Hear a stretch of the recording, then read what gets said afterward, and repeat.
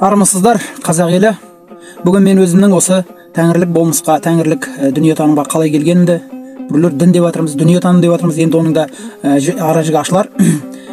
Осы бағытқа қалай келгенімді айтып өткім келеді. Мен негізі 10 жыл, 2006 жылдан 2016 жылға дейін намаз оқығам. Ислам дінінде бір адамдай зерттедім. Бірақ та мен ол жерден өзімнің ішкі жан дүниеме сай келетін, сондай рухани жаңағы баланс дейміз ба, рухани құндылықты толықтай ала алған жоқпын. Ең бастысы бұл жерде мен үшін әруаққа деген олардың қарсылығы болды басында.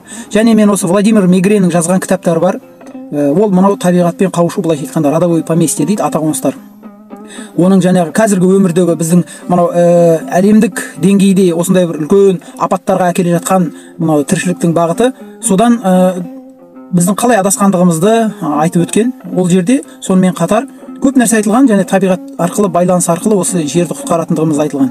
Және ол жерде христиан дінінің бет бейнесін толықтай ашып көрсеткен. Ол жерде құлдық сана қалыптастыратындығы жайлығында көптеген әңгімелер айтылған.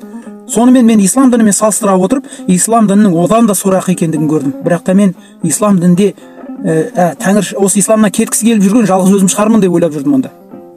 Сондықтан оны айта алмадым.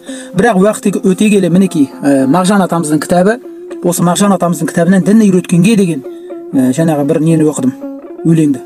Көзім атсыздай болды. Сөйтсем алашордашылар да дінге қарсы болған екен. Сондықтан мен сол күні бір сыныптасыма қоңырау шалып, мен бүгіннен бастап 2016 жылы бүгіннен бастап мен ислам дінінен кеттім, мен тәңіршімін деп бекідім.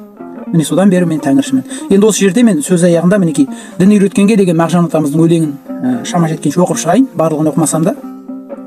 Қарманбай қарап жатып бақ күтуге, ізденбей аласұрып тақ күтуге, тағдырда бір тақтайда жазулы деп әріске кім үйретті шақ күтуге, шарқ ұрып ерікке ұмтылған ұшқыр жанды, қайнаған тамырдағы ыстық қанды тұтқын қып кім қамады, кім суытты, кім алды қалың қайрат күшті әлді.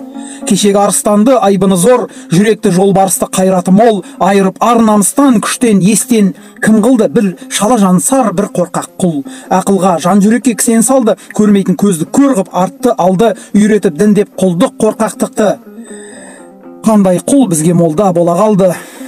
Ойламай қорқақ құлдың тілін еріп, жай жатып тәуекелге тізгін беріп, мінекей айрылдық қой бақтан тақтан, қайтейін әсіресе есіл ерік.